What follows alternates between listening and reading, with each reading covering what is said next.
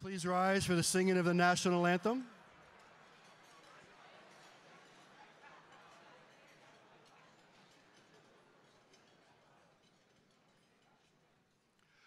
Oh, say, can you see by the dawn's early light what so proudly we hailed at the twilight's last gleaming, whose broad stripes and bright stars through the perilous fight o'er the ramparts we watched were so gallantly streaming, and the rocket's red glare, the bombs bursting in air, gave proof through the night that our flag was still there.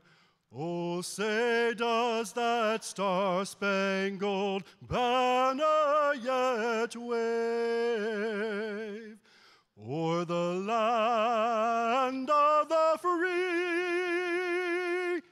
and the home of the brave?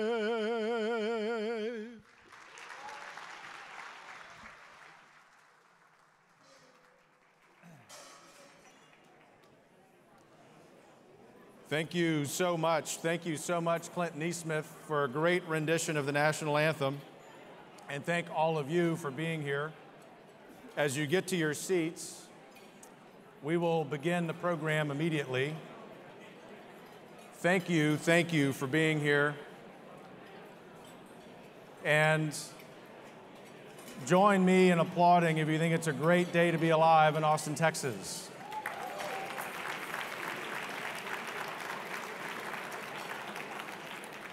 If we've not met, which is a possibility because we've had nearly 1,300 people attend this conference, I'm Kevin Roberts, the Executive Director of the largest public policy organization outside Washington, D.C.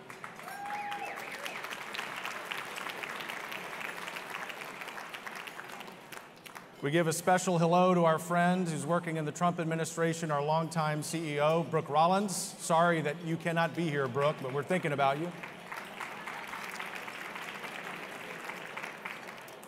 And as we get our seats, I want you to join me in recognizing members of the Texas legislature who've joined us this afternoon. You will soon hear from Senator Donna Campbell.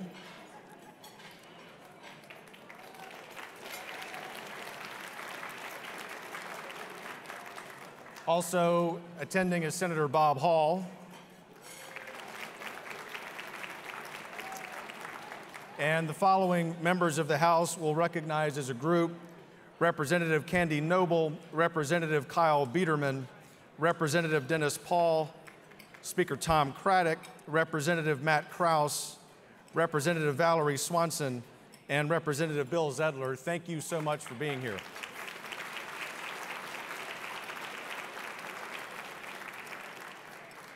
I'd also like to take just a moment to recognize our board of directors at TPPF. If you would, please stand. You deserve a round of applause for the great work you do for the state of Texas.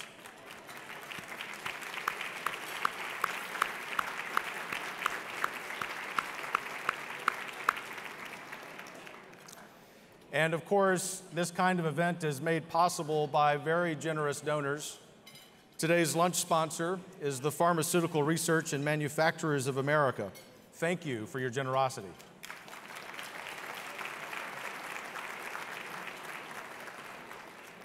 And for all of the other sponsors of this event, we appreciate the sacrifices you make and your support for TPPF and for Texas. At this time, I'll invite State Senator Donna Campbell to join me on stage. She is, of course, a great stalwart for conservative reform. You know that she's a board-certified emergency room physician. She's also a lady who is a great Reagan warrior, cheerful for the cause, always telling the truth with a smile on her face. It is a great pleasure to introduce Senator Campbell.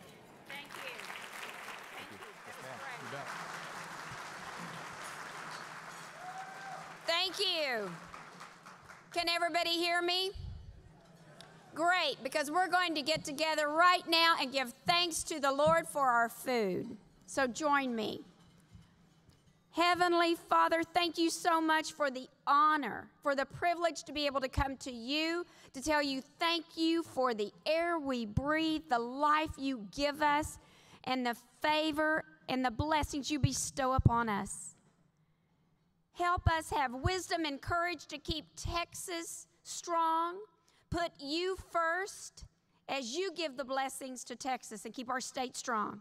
Father, I pray blessings and your favor over every single person here. May this food nourish their body. In Jesus Christ's name, amen. Thank you, ma'am. Thanks for being here. Thank you so much for taking time out of your day. And I know you're enjoying a great conversation, which we want to continue in about an hour. Thank you. You know you're in Texas because people are so polite. Thank you very much. Being a Texan, even if you weren't born here or have been recently and happily adopted, means something more than being from somewhere else. Whether it's our rebellious nature, our obsession with individual liberty, or our deep cultural belief in the goodness of our communities, it's important to all of us that we fight to keep Texas, Texas. Enjoy this video.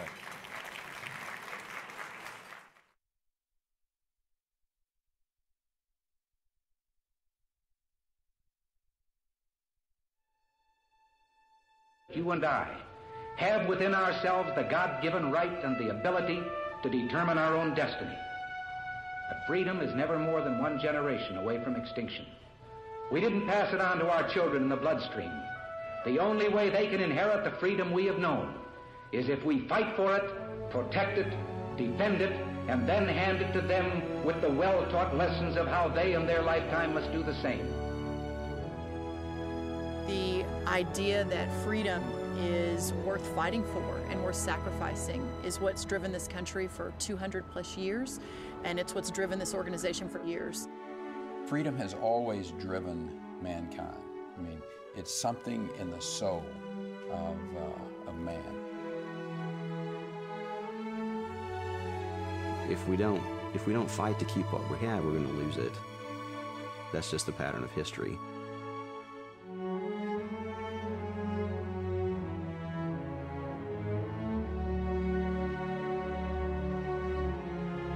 The Battle of San Jacinto and the men that fought for the freedom of this country is just, it's an incredible gift.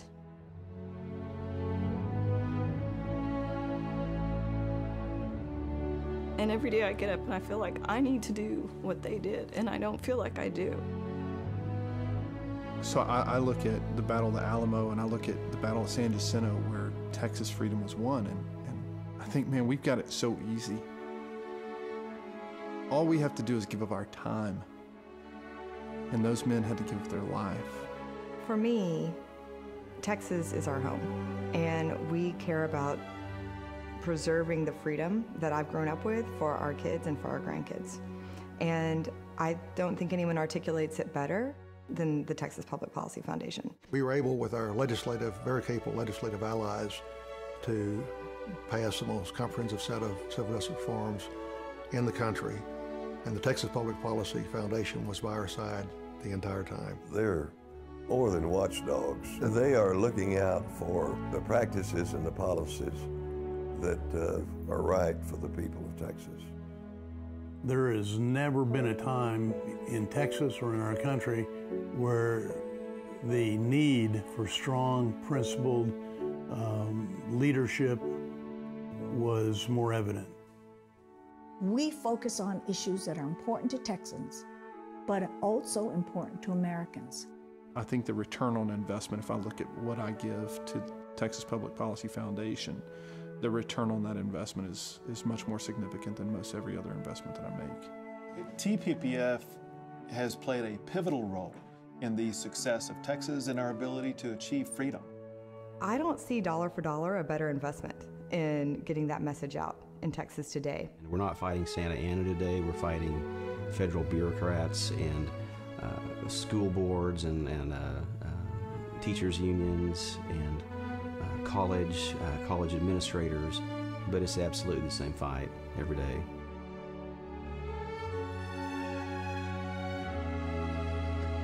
But I'd like to ask each of you what it is you value so highly that you are willing to fight and possibly die for. We will call that Texas.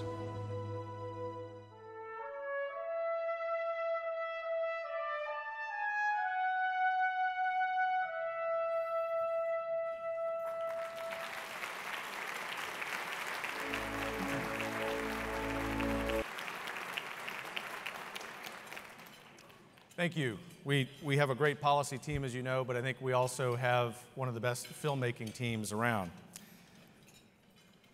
This is a lunch with some legends, some genuine Texas legends, and I'll introduce our introducer shortly, he himself a legend.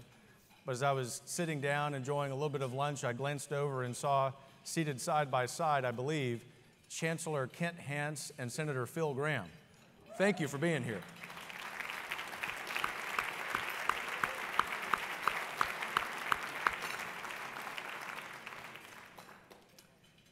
When Tom Craddock was 25 years old, he decided to seek office in the Texas House of Representatives as a Republican from his hometown of Midland. At the time, remember, Texas was a one-party state, and many thought him foolhardy. His father warned the young PhD student at Texas Tech against it. Texas is run by Democrats, he said. You can't win. But Craddock proved his father and many others wrong and was elected as one of only 9 Republicans in the 150-seat House.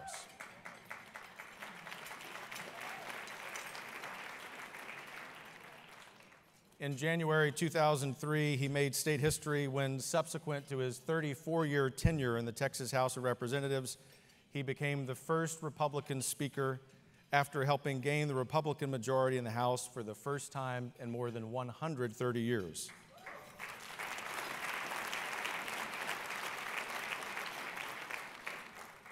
He served as Speaker for 6 years, and during that time, Texas went from a $10 billion budget shortfall to a $10 billion budget surplus.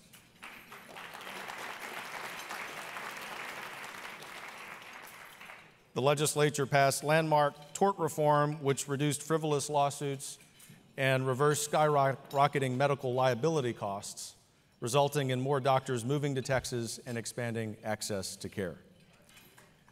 The legislature also passed the largest property tax cut in Texas history, something we hope is repeated very soon.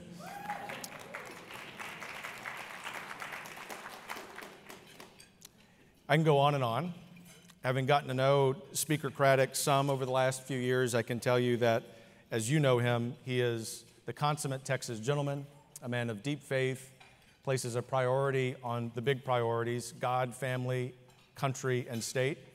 And in proper Texas fashion, of course, Speaker Craddock is someone who's a cheerful warrior, someone always willing to say yes to good ideas and fight for them. It goes without saying, but on behalf of all of us at TPPF, Tom Craddock, thank you for being here, and I now invite you to the stage.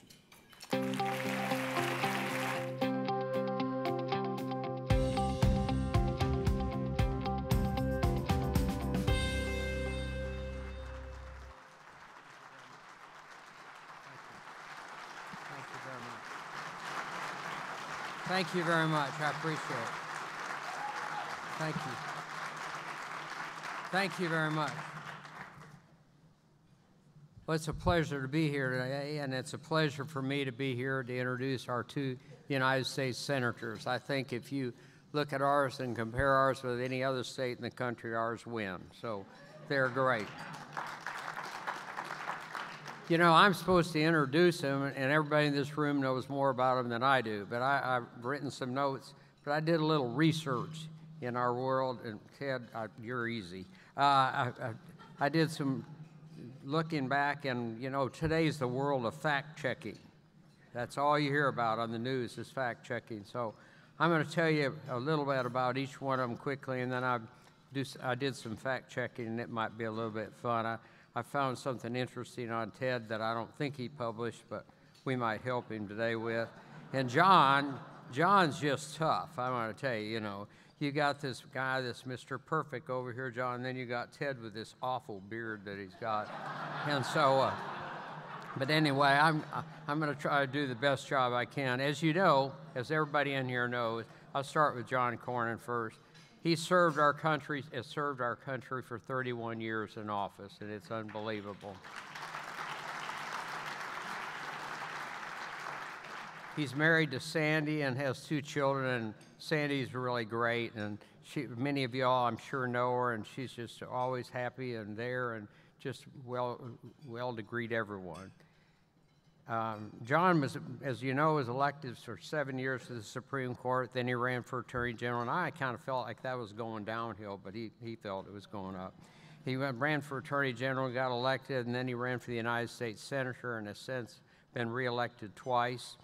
And then he's been honored by the other senators that y'all serve in the country. And today, he now serves as the majority. He served as the majority whip, the second highest position in the Republican caucus. He is the number 2 person in the U.S. Senate.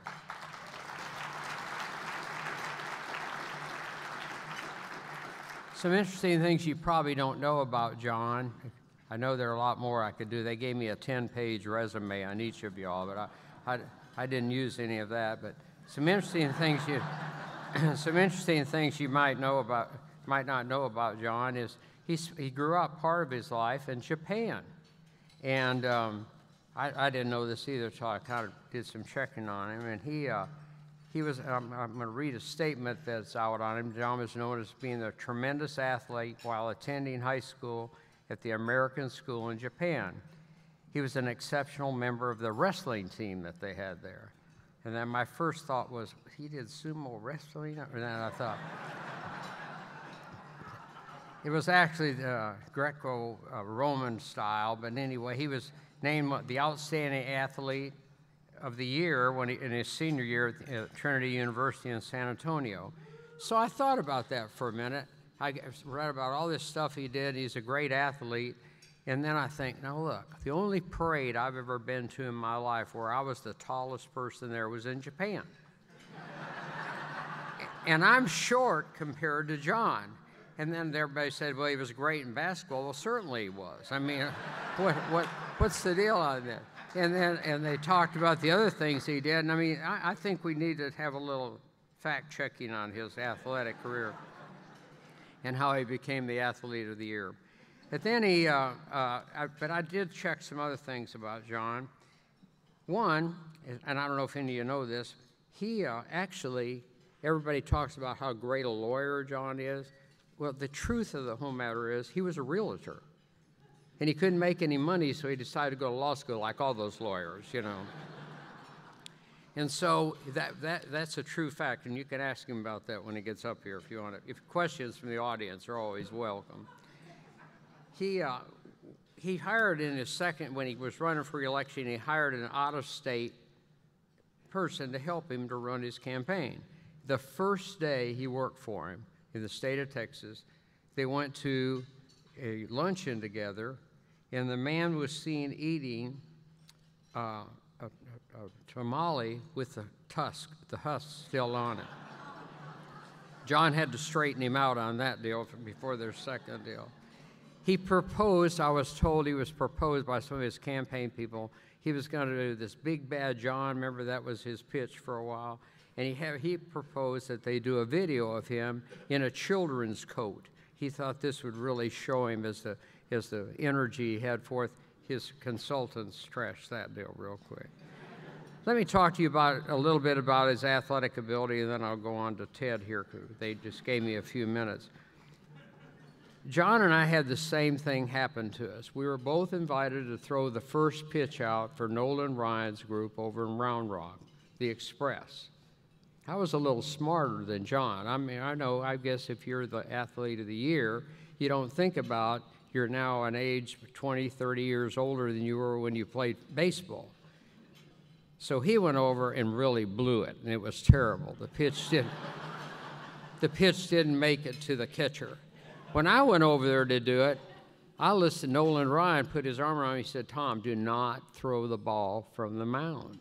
I said, "Well, that's what they told me to do." He said, "I own this team. I'm going to walk out there with you. Throw it from in front of the mound because it's downhill and you're going to hit the dirt." That's what John did. And I said, "Okay." So I stepped in front of the mound, threw mine, and went right into the catcher's mitt. Everybody cheered for me. I watched the video. I didn't hear anybody cheer for John. I did check with the Round Rock Express, and they told me he shouldn't expect any kind of invitation in the future from them. Let's talk about Ted. And Ted, I've already mentioned your beard, so that's several people in here have given me some money to help you buy a razor, and I'll be glad to pass that on. And we're glad you decided to do that after you won re-election. So, as you know, Ted was elected in 2013 to the U.S. Senate and is now the junior senator to the state of Texas. He was just re-elected a couple months ago, to his second 6-year term in the most expensive Senate race in the history of the United States. Ted, as you know, has done many things. Heidi's really the one that most people respond to in the Cruz family. She's outstanding. She's a great speaker and a wonderful person, and I've got a story about the two of them in a minute. He was the longest-serving soliciting general in the state of Texas. In fact, I don't know if you remember this, Ted. When I first became Speaker, I'd never met Ted, and he came to my office and representing the Attorney General's office. He said, "I need you to sign this." And I said, "I want to read it. What is it?" He said, "Oh, it's just something we need you to sign for the state." And I said, "Well, I want to read it." And so I read it, and it was a court settlement that the state of Texas, with William Wayne Justice in East Texas, had put on us, and it was this huge amount of money. I said, "I'm not signing that." He said, "Tom, the lieutenant governor and the speaker has to sign the settlement, and it's got to be done by 5 o'clock. And I said, "Well, I don't know what you're going to do between now and 5, but I'm not signing that, and I'm not going to give them that much money to this crazy settlement." I said, "So that's the end of it." And he said, "Well," I said, "what happens if I don't sign it?" He said, "The governor goes to jail at 5 o'clock. And I said, "Well, I don't care if the governor goes to jail. I'm not." He said, "Here, you can ask you if it's interesting." And I said, I care less if the governor goes to jail. It doesn't affect me, and I'm not signing that deal." He left, and he came back, and I don't remember how many millions you got off the settlement, and I agreed to sign it. But anyway, so that worked out pretty good. The second time I saw Ted was in a hospital. Now, he wasn't sick, but they were in having their first baby, Caroline, and we were having a grandchild, and we were in the room next door. Ted was pacing the hallway, and it was kind of an interesting deal. Heidi, for some reason, wanted Ted to meet his new child in a blue shirt. I don't understand this deal, but anyway, so Ted did not have the right blue shirt on when he came to the hospital, so he sent his dad to his house. He came back with an armful of blue shirts, and Heidi picked one out. And that's where we got to know each other a little better, as he was pacing and we were waiting for a grandchild. So he's done a great job, as is John, in the Senate for the state of Texas, obviously. I don't know what we do if we didn't have these type people. You know, another thing that was interesting for me with Ted, I looked back, Ted, on the internet to find some interesting things about you, and I found a list that I'd kind of like to share with this crowd today. And it's called the 25 Interesting Facts About Myself That No One Knows. And do you remember when you gave this? Well, it's got your name on it. So I'm not going to read the 25, but I got a few that I thought was the most interesting. As a kid, I used to go bullfrogging on the lake behind our house. My dad was imprisoned as a teen in Cuba before he escaped and came to the U.S. on a student visa. I was once bitten by an octopus. at the beach and got terribly ill. So apparently octopuses can be poisonous. So this is all came from him. In high school, I had a role in The Sound of Music twice, but I can't carry a tune to save my life. I was once suspended from high school for skipping class to play foosball. In college, I climbed Mount Fuji in Japan. I broke my hand playing basketball in law school at Harvard and almost had to take my exams orally. This is interesting. A lot of this, you will relate to this. He is on level 350 on Candy Crush.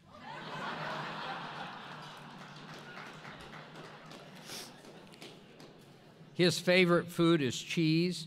He hates avocados. I guess he's trying to get in the bush deal with the broccoli. My favorite movie, now this is going to get you, is The Princess Bride. And I can quote every line in the movie. He says, "Do you watch that with your children a few times, Tim?" I've watched every episode of Criminal Minds, Game of Thrones, House of Cards, and Breaking Bad. So that's his entertainment. When I'm away from my family in Washington, D.C., my dinner is a can of soup. I have dozens of it in my pantry. Those are a few of the interesting things that I thought in here. I thought one other one, I didn't know whether Heidi's not here, right? So I'll be okay on this deal. This was interesting. He says, Heidi's family is all vegetarians. They were horrified when I told them the Cuban tradition on Christmas Eve is to roast a whole pig. So these are some of the things that I thought you might be interested in knowing about your your U.S. senators, rather than just how many terms they've done. So it's my pleasure to welcome our two U.S. senators, Senator Ted Cruz and John Cornyn.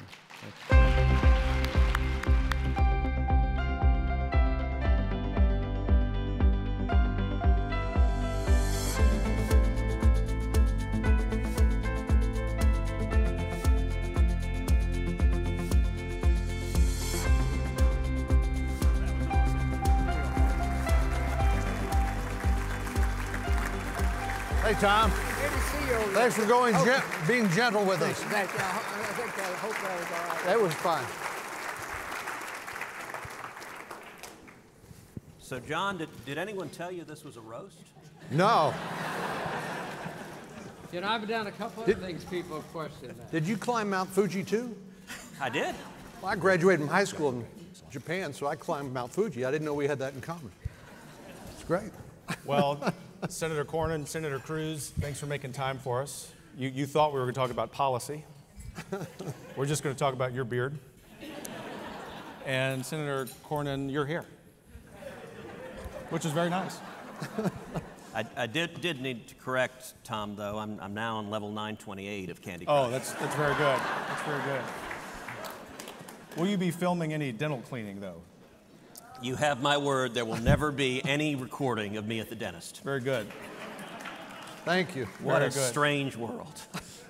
But this is actually not a joke. Yesterday, the American Dental Association thanked Beto O'Rourke for filming his trip to the dentist. Public service comes in many forms. They may have been the only ones that thanked him. So, you know, when you invite a wonderful guy like Tom Craddock to do an introduction, you're in for a treat. Join me in applauding Speaker Craddock.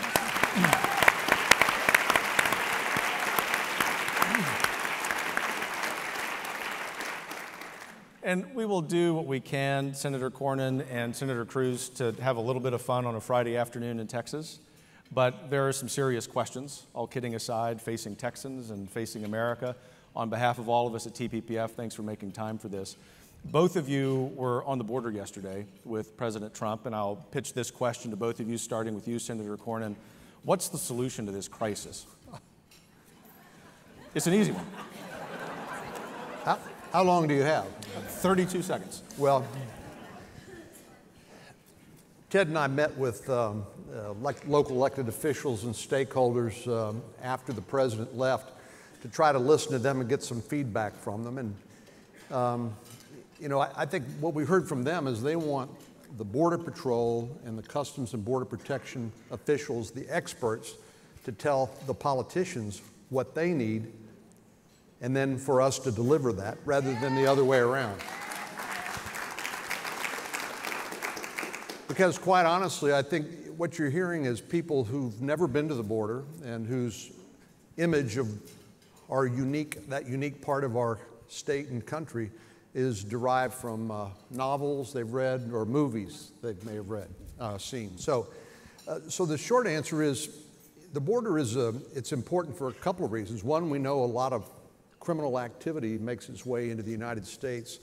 Of the 72,000 people who died of drug overdoses last year in the United States alone, a substantial portion of that was the heroin that came from Mexico. 90% of the heroin comes to the United States comes from Mexico. We know that this is rife with human trafficking, sex slavery, and involuntary servitude.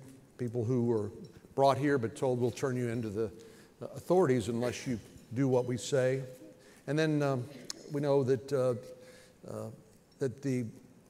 our immigration system is broken because the cartels, the criminal organizations, have figured out how to exploit the vulnerability, primarily by moving children and family units from Central America.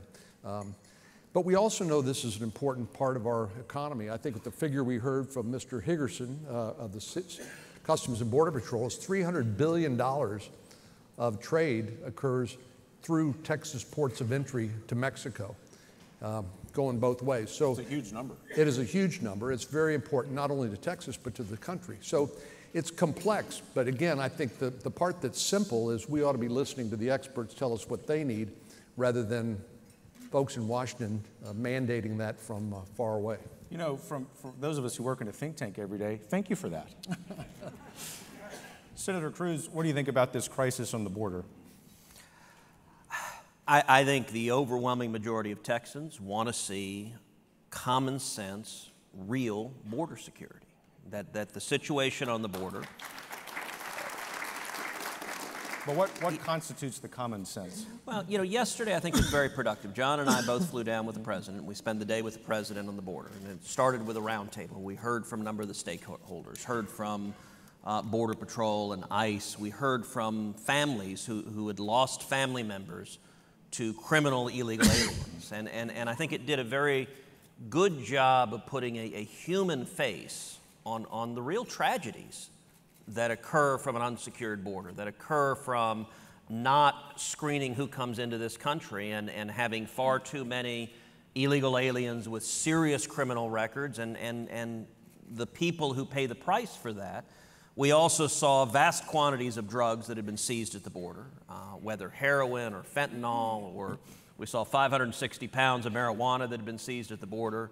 And that, again, takes a real toll, not to mention all of the children, all of the women who were brought in for human trafficking, who are facing physical abuse, who are facing sexual abuse. And I think the roundtable did a terrific job of making clear this is about people. And I fully believe that anyone who is compassionate, who cares about fellow human beings, should not want to see even a single little boy or a single little girl in the custody of human traffickers. That is not a humane situation. So I think the president did a good job of highlighting that. That was important. You know, you asked a moment ago about the shutdown and when it ends. It is going to end when either the president or Chuck Schumer blinks. You've right now got the two of them staring each other down. Either one single-handedly can keep the government partially shut down. And the reason we're in a shutdown now, if you rewind to December, in December, the then Republican House passed funding for the entire federal government and included within it $5.7 billion for border security, including building a physical barrier to stop illegal trafficking. In the Senate, Chuck Schumer and the Democrats forced a shutdown. They filibustered that bill, and they said, we, the Democrats, will not fund the government if even one penny is included for building a physical barrier, for building a wall. Now, at this point, you've got the president and Schumer staring at each other, and somebody's got to blink. I will say between the two, their positions are not comparable. I think the president's position is far more reasonable. The president has said from the beginning he's prepared to compromise, he's prepared to negotiate. But the position of the Democrats is and remains not a penny for any physical barrier, and they won't compromise in any way, shape, or form. Their only answer is hell no. And to illustrate just how extreme that position is, this bill that the House passed had $5.7 billion for border security, including a wall. Chuck Schumer and virtually every Democrat just a few years ago voted for $40 billion in border security, including a wall. So almost every one of them has voted for legislation that was broader than this one. Their objection is not substance, it's not policy. Their objection is purely politics. Their extreme left-wing base is enraged and angry and hates the president. And that's why we're having a shutdown. And I got to say, I've got to commend the president for helping infuse some spinal fortitude in Republicans in Washington. I think it is a very good thing.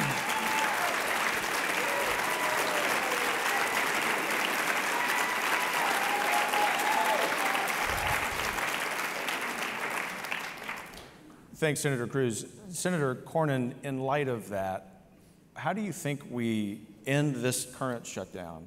And maybe taking a longer view, how do we get out of shutdown politics to begin with?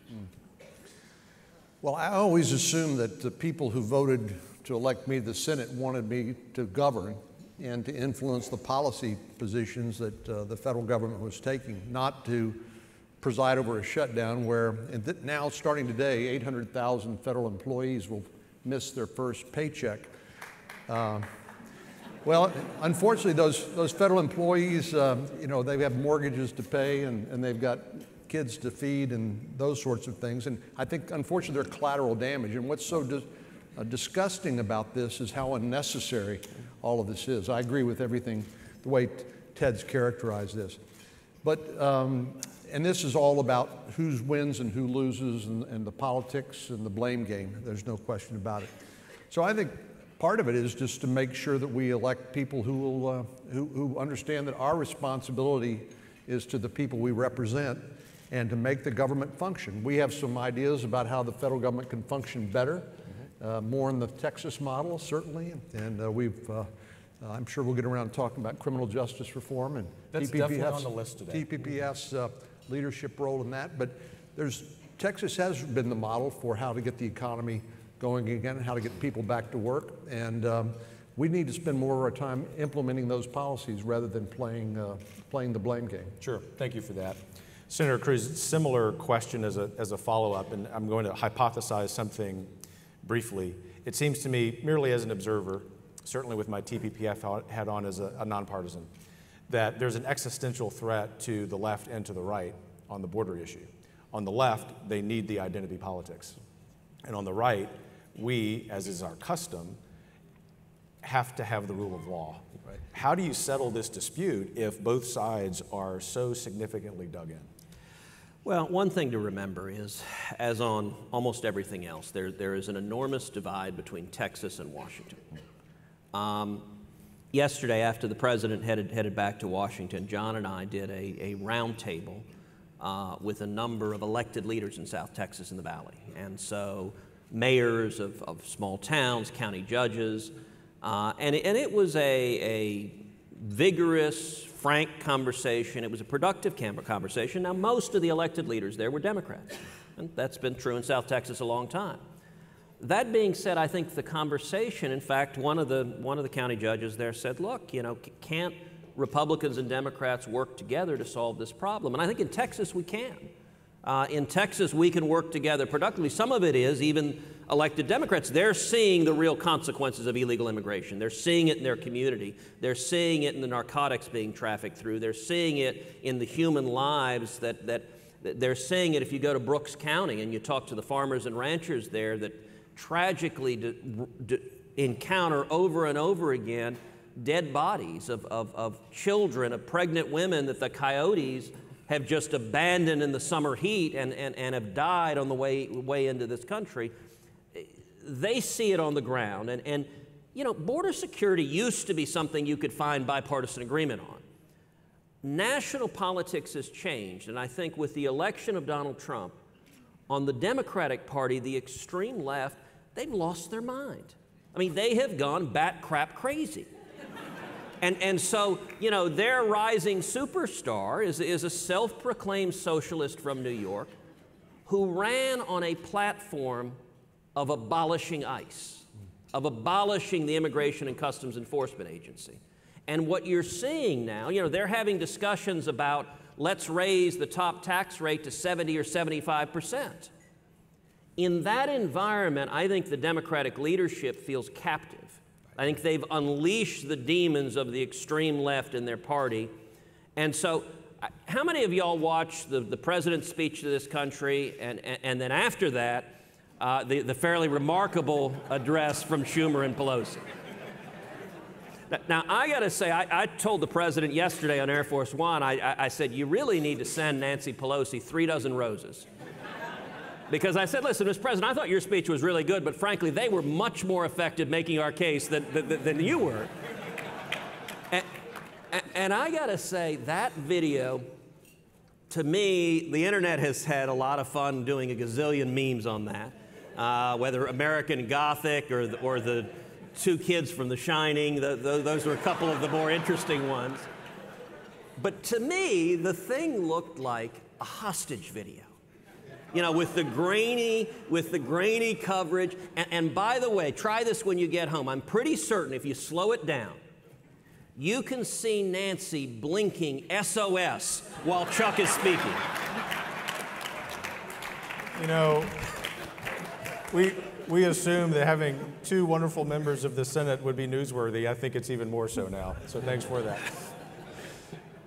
All kidding aside, though, I think it's really important. We spent a lot of time this week prior to the 2 of you joining us speaking about civil discourse and the importance in a healthy civil society of being able to disagree. And part of that is just having some good, honest laughter when any of us are in a situation that can somehow be funny.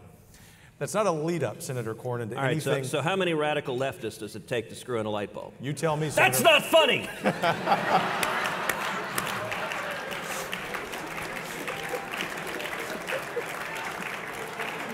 I think you've triggered me. It reminds me of being in faculty senate meetings during my days in higher ed, which is why I like being in public policy. I don't even know what I was going to ask you. What I was going to say is my comment about laughter was not a lead-up to ask you a follow-up to anything Speaker Craddock said. It was a serious question. Senator Cruz referred to leadership, and you've just concluded wonderful service as Senate Majority Whip. Thank you for that. And it's a question.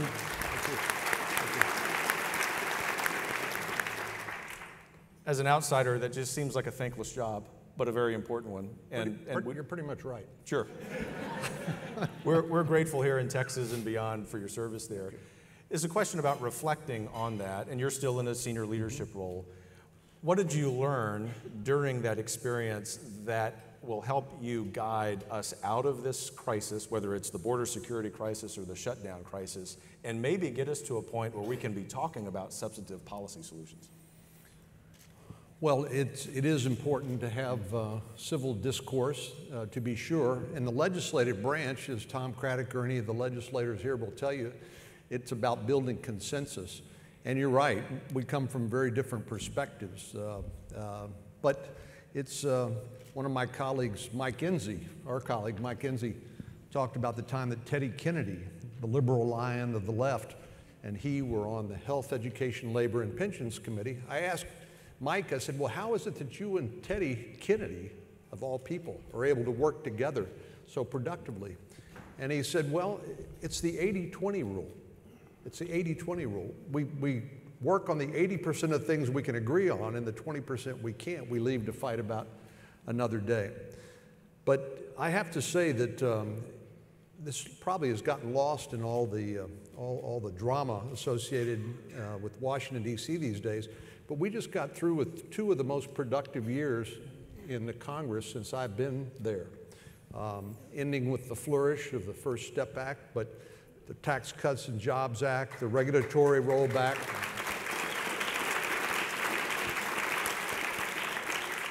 We passed major opioid reform legislation.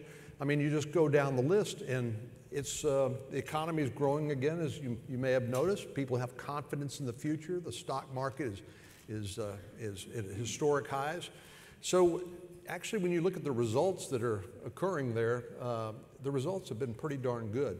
But Ted's right about the left's antipathy for Donald Trump. They don't want to give him any wins on anything, which means it's very hard for us to do things like confirmed judges or cabinet members. By the way, thanks to the voters in our great country giving us 53 senators, we're going to be able to confirm a whole bunch of federal judges.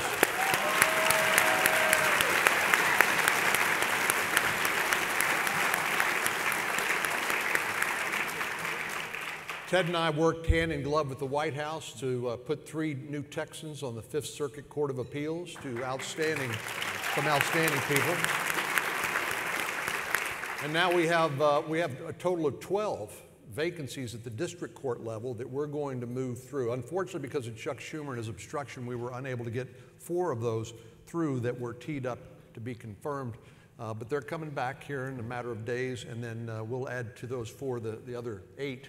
And I think that will be one of this president's legacies that will far outlive his term of office. Really the transformation of the federal judiciary. Not people who think that they're policymakers wearing black robes with life tenure that you can't vote out of office, but rather people who believe in the rule of law and believe in the limited, albeit important, role of the federal judiciary. So those are some of the things that I'm proudest of. We did stub our toe big time. You remember the John McCain? At TPPF, we remember that moment really well. I was standing there, and I don't know if you saw the look on my face when he did it, but it was very disappointing, to say the least. And certainly healthcare remains one area that we have a lot of work to do, hopefully getting it back to more market-driven solutions. But the good news is, instead of the 51 or 50 senators we had on our side, now we're up to 53. And so I think there's a lot of work we can do, even with the House now being led by Nancy Pelosi, hopefully on things like infrastructure, which seems to have broad bipartisan appeal, and of course, confirm a lot of judges. I wish Ruth Bader Ginsburg a long and happy life, hopefully in retirement. So I think we'll have the opportunity probably during the president's first term, perhaps. You know, I think she would make an excellent ambassador to pretty much any country on earth. She's a smart gal. We do wish her well. And Senator Cornyn, you've set the table for a number of policy issues I just want to touch on briefly. But Senator Cruz, let's talk about the issue of judges. And in particular, to sort of wed the issue of judges with the issue of civil discourse. As a historian of this country, I don't think in my lifetime I have been more horrified at the level of discourse that happened during the hearings surrounding Justice Kavanaugh. And I want to thank you genuinely, Senator Cruz, Senator Cornyn, for your leadership in getting that done.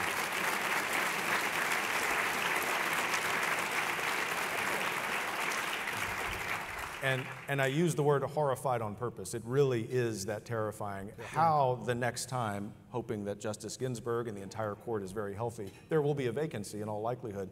How will we avoid that kind of conversation again? Look, the deterrent effect that may have had, you have to wonder who in their right mind would put themselves up for that. Right.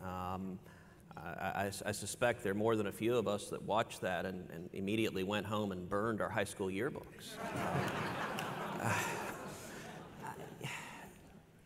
There was a viciousness to that you saw a willingness of Senate Democrats to smear Judge Kavanaugh, to smear his family, and to traffic in allegations regardless of whether there was any corroboration, regardless of whether there was any basis for it. In fact, a number of the allegations that were lodged at the time have since been referred to the Department of Justice for prosecution because the witnesses have recanted, or it's become evident that the allegations were demonstrably false. But you saw zero interest in part of the Senate Democrats in any of that. They had a job to do, which was to just go into the gutter against Judge Kavanaugh, and that's what they did. And it, you know, I will say it is in many ways an absolute miracle that Senate Republicans held firm.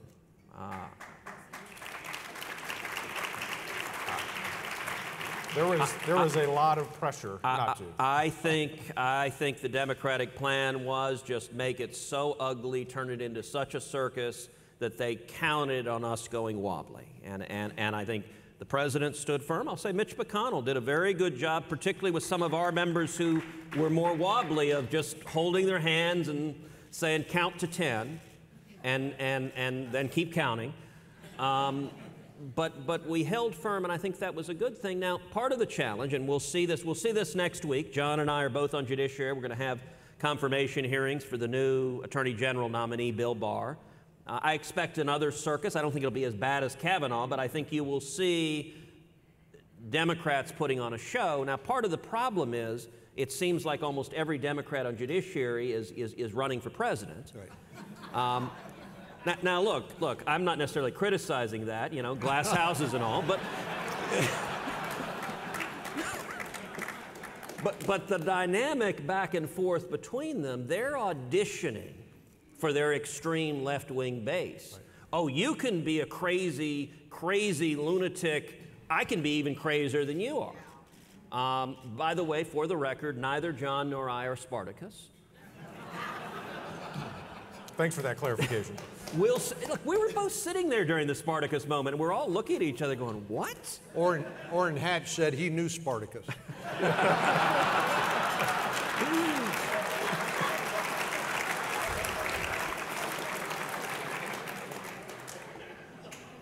Senator Cornyn,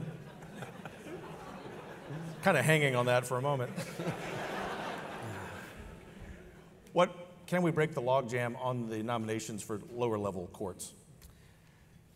Yeah, I think we've really gotten to the point of maximum frustration at the foot dragging on the nominations. I mentioned 4 of the judges in Texas who'd been nominated but who weren't able to be confirmed before the end of the Congress have now been sent back. That happens at the end of each Congress and has to be resubmitted.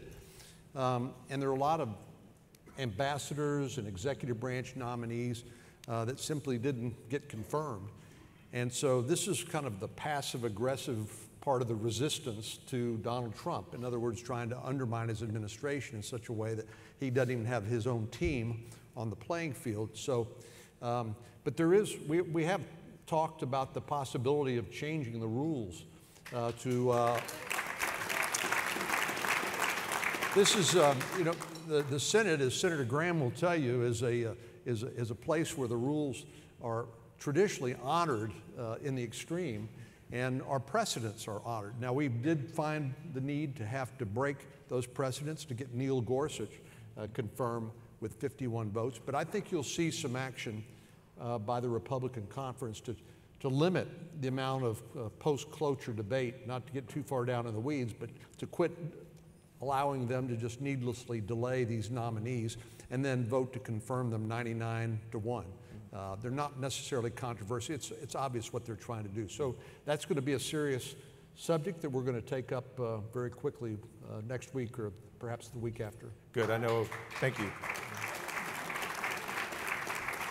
I know what y'all know, people in this audience watching the live stream care deeply about that because it's a matter of justice, pardon the pun.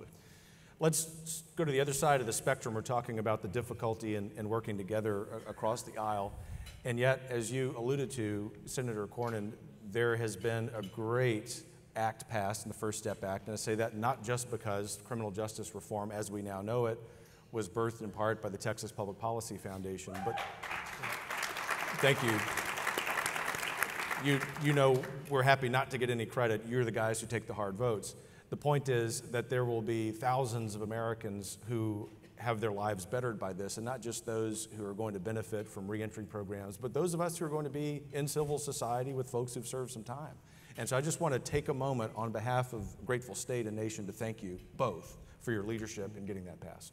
Thank you. Senator Cruz, is there an issue like that on the horizon where both sides can come together and work together civilly? You know, there may be, and there have been other issues. You know, it's interesting in the Senate, as I look forward for the next 2 years, and I've sat down with my team and said, okay, we've got the Pelosi House, we're going to have nonstop investigations, impeachment, all of that is coming. Even in the face of that, I think there still will be what I call rifle shot bills that can get bipartisan support and get through. So, for example, last month, I passed 3 bills into law. Now, that didn't get a lot of attention, but they were exactly the sort of, so one was the Nikah Bill, which was bipartisan legislation that imposed sanctions on Nicaragua and put pressure on Ortega and the communist regime there and uses the U.S.'s leverage with the international financial institutions to press for democratic reforms and human rights in Nicaragua. A second bill that I authored and passed was the Human Shields legislation that put in place, it responds to Hezbollah and Hamas and other terrorists that use human shields as a tactic of war against Israel, against the United States, and it imposes sanctions and uses the leverage we have to go after any entity, be it a terrorist organization or a nation state, that uses human shields. That passed into law. And then the third legislation was legislation called the Cold Case Act, which Doug Jones, Democrat from Alabama, he was the lead author of that. It's actually an interesting story. So I was presiding. The way it works, if you're more junior, you share turns in the presiding chair. And so I was sitting there presiding, and usually when someone speaks in the Senate chamber, it's empty. By the way, like images of it as a great, debating society, that is not the U.S. Senate. You're normally talking to 99 empty chairs. But Doug was standing there talking about his legislation, and I was sitting in the presiding chair, and he talked about its legislation focusing on cold cases from the civil rights era. So church bombings, racially motivated murders that happened in the 1950s or 1960s that are unsolved. And sadly, in our country, there's a horrific record of some bigoted, racially motivated violence that's never been solved. And what this legislation does is seek to make public those records, to enable people, to enable citizens to go do research, to enable journalists to go do research and see if you can solve a murder that happened 50 years ago. See if that information can track down whoever committed that crime. And so I listened to Doug's speech, and after he finished, I went up and said, Doug, that makes a hell of a lot of sense. Why don't we join together and get it passed? And so we did. We passed it through the Senate, passed it through the House, and just 2 days ago, President Trump signed it into law. So there are things you can do. There are things you can do that they're not as paradigm shifting as the tax cut, but they're meaningful, they're important, and you can move them through. Space is another area. I've been very, very active. I've chaired the Space Subcommittee for a number of years. We keep passing bipartisan legislation, expanding America's leadership in space, expanding commercial space, which produces tens of thousands of jobs in the state of Texas. So all of those will continue. But that being said, my optimism for major structural legislation that will impact our economy in a big way, my optimism level is not high, because I think these House Democrats, in The Godfather, they talk about a wartime consigliere and a peacetime consigliere. These House Democrats are governed by wartime consiglieres. They are marching on the walls and with pitchforks and torches in their hands. So I don't think we're going to see a lot of willingness to work together on big legislation. John, do you have more optimism than I? I'd be encouraged if you did. I'm just an optimistic kind of guy, which is to say I'm a Texan, right? Texans are all optimistic. So, it's interesting. I was thinking as Ted was talking, there's a lot of examples of what I would call singles, maybe an occasional double, and then there's the grand slam home run. The Tax Cuts and Jobs Act was, in the latter category. But we did some other things like the First Step Act, which got, close to 90, more than 80 votes, about 80 votes, I think. Huge bipartisan victory. We also did something that you probably never really paid much attention to unless you've been a student of the federal government, but something called the Committee on Foreign Investment in the United States. There's growing recognition that China is becoming more and more of a economic and military threat to the United States. Obviously, the belligerents you see on the South China Sea, stopping blocking some of the trading routes and expanding their territory, but their theft of U.S. intellectual property is just routine now, and anything they can't steal, they will try to exploit gaps in our foreign investment rules and get access to not only the intellectual property but also to the know-how to build it in China. It's part of their China 2025 policy. So we were able to pass this major reform to the Committee on Foreign Investment in the United States to police and prevent that sort of exploitation by a huge bipartisan majority. But as Ted says, these are not the things that we fight about so much publicly, so you're less likely to read or hear about it. But on this sort of small but significant sort of legislation that we are able to do almost on a routine basis, I'm thinking, Ted, for example, like the reduction of the rape kit backlog. Yes. About 400,000 untested rape kits sitting in evidence lockers or in police or in laboratories that could not only identify the assailant in a sexual assault, but also exonerate a person who was falsely accused. We were able to pass major reform of that and provide additional funding to targets testing those rape kits. That legislation like that is important, and congratulations. We have waning time, and I want to cover a really easy question. Obamacare. So let me just frame it briefly and pitch to each of you on this, because I know this is a huge issue, to say the least. We've won one major step in a lawsuit against Obamacare. There's a poll that was released this morning that shows 6 out of every 10 registered voters wants that decision to be upheld. That means that those of you who have the privilege and the duty in elected office probably will have some decision to be made, both at the federal level and the state level, right?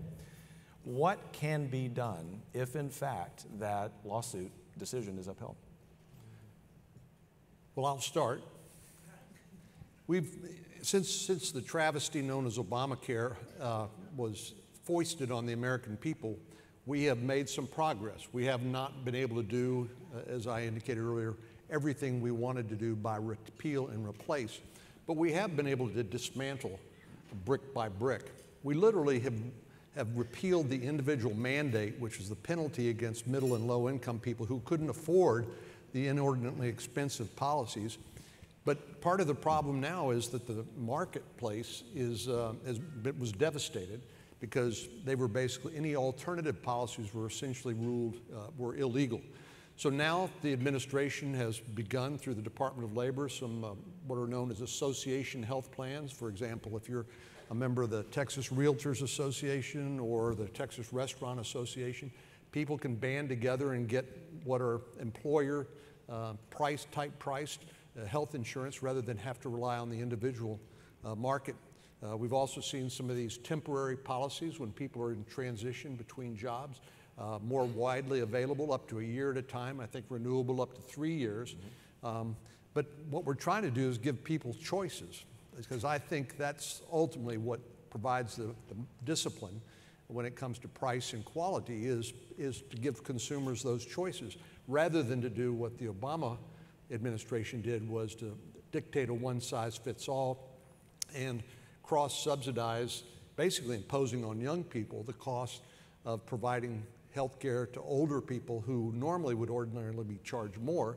And a lot of young people simply did not buy it and were subject to the individual mandate. All of which is to say that I think we've evolved, but we're not quite to the place where we have that robust individual market that I think we need in order to give people the choices at a price they can afford. Sure. Thanks for your response. Senator Cruz? So I think there's a lot we can and should do about Obamacare. Let's start with the problems. Obamacare isn't working, and it is hurting millions of Texans and millions of Americans. How has it hurt them? It has hurt on the job front. It has forced people out of jobs. It has forced people from full-time into part-time work. But the most significant way in which Obamacare has caused harm is that it has driven premiums through the roof. The average family's premiums under Obamacare have risen over $5,000 a year. By the way, Obama promised the average family's premiums would drop $2,500 a year. So in terms of how it was marketed and sold, it's a world of difference. I hear from Texans, John hears from Texans across the state over and over and over again, I can't afford health insurance for my family. The premiums are too high. We've got to fix that. Now, how do you fix that? This is something TPPF understands, basic economics. If you want prices to go down, you want more choices, more competition, more options, and more consumer freedom. That's how you get prices to go down. What Obamacare does, very simply, is it has less choices, less competition, less option, less consumer freedom, and as a result, the prices go up. That is the fundamental problem. Now, in the last Congress, we came very close. The biggest unfinished commitment of the last Congress was repealing Obamacare. And I spent thousands of hours over the last 2 years working to try to get to 50, to get that done. One component of that bill that I authored was something called the Consumer Freedom Amendment that said that if an insurance company offers any health insurance plan in a state that meets the Title I mandates, that meets pre-existing conditions and everything else, that they can also offer any other plan that consumers desire. HHS scored the Consumer Freedom Amendment and found that it would reduce people's premiums by in excess of $5,000 per year, simply allowing freedom. And that's true both for those with pre-existing conditions and those without. It would keep the protections but lower premiums. That was in the legislation. It was adopted in the legislation that tragically failed by a single vote at the Senate floor at 2 in the morning. That was a heartbreaking moment for a lot of us. Now, we did end up accomplishing something people didn't think we could do, which is, as John mentioned, we repealed the Obamacare individual mandate. We did that a few months later as part of the tax cut. That was something, again, I led the charge to repeal the individual mandate. And I got to tell you, I remember the first few lunches bringing it up. There were maybe a half dozen conservatives in a room of 51 Republicans who were supporting repealing the individual mandate. I mean, it is a friggin' miracle that we got that done. But we ended up bringing the conference together, producing consensus, and at the end of the day, all 52 Republicans in the conference at that time, every single one voted to repeal the individual mandate, and we succeeded on that. That was a major victory. Thank you. We need to keep going. It is going to be exponentially harder with the Democratic House because Nancy Pelosi and the Democratic House have zero interest in expanding competition, expanding options, reducing regulations, or lowering premiums. And indeed, what you see about congressional Democrats is that they are figuratively and at times quite literally in bed with the giant insurance companies. And by the way, the giant insurance companies, you know, I debated Bernie Sanders on this on CNN last year. You know, the Democrats love to use populist rhetoric, but a great question to ask them, Bernie, the top 10 insurance companies in 2008, their annual profits were $8 billion. By 2015, after Obamacare passed, they were $15 billion. You guys are enriching a handful of giant insurance companies, and you are hammering single moms and young people and working people across Texas and across the country.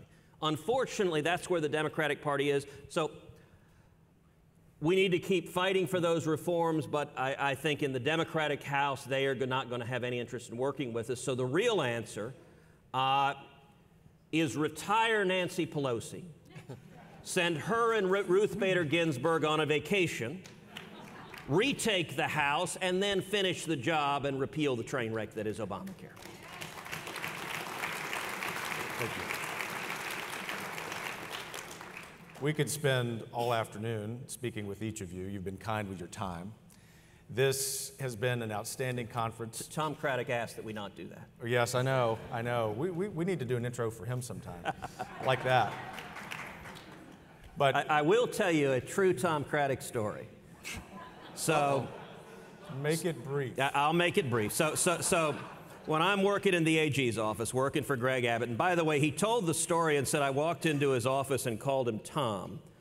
Now, I'm 33 years old, a staffer at the AG's office. Who here thinks I'm lunatic enough to call the speaker Tom? I'm scared to do that now. But we were sitting there with then General Abbott, and there was, I don't remember what the issue was, but there was some decision that the Attorney General had to make, and it was in conflict between the Lieutenant Governor and the Speaker. And it was a binary choice where whatever the AG did, one was going to be happy and one was going to not be happy. And we're sitting there and we're thinking through and thinking through. Then I'll tell you what Abbott said at the end of the day. He said, look, if we go against Craddock, he'll hunt you down and kill you. So let's go his way. And that was a real conversation. I bet there's no exaggeration in that whatsoever. Well, thanks, Senator Cruz. Senator Cornyn, to this audience here with us presently and those live streaming, you're our senior senator. You've been in a position of leadership. We want to give you the last words here. And what I'm soliciting here is advice for those of us who are not in elected office. However, we're very involved in the public square. What can you tell us that we should be doing, not just in the next week, as we're on this high following policy orientation, but for the next year, the next few years? Because at TPPF, we're always looking for that action step of how we can get a little more involved. Well, I think as Ted's campaign demonstrated, we're going to have a monumental battle again in 2020. And I think the challenge we are going to have is how do we maintain the Texas model and the Texas example for the rest of the nation, that we can then hold up and say, we've tried this in the laboratory of democracy known as the states, and we found that it works, and now we think it's battle tested and ready for the nation, like criminal justice reform. If we don't do our best to come together and be unified and to learn the lessons that I think the voters were trying to tell us in 2018, then we may not be in a position to do that. And I'm not suggesting that everything is at stake, but the one thing that does keep me awake at night is if we lose Texas, we will never elect another conservative president in my lifetime. And so we do need to have that sort of civil disagreements from time to time. Sure. Even my wife of 39 years and I have disagreements from time to time. She's always right. But the point is, not everything is a matter of principle. And on things that are not matters of principle, we need to find a way to unify and work together, because we know what our adversary looks like and where they want to take the country. And Texas is going to be that battleground in 2020. That's what I'm focused on, and I would encourage all of us to think about and work together toward that goal to maintain this great Texas model, and the way we do that is by winning 2020. Thank you.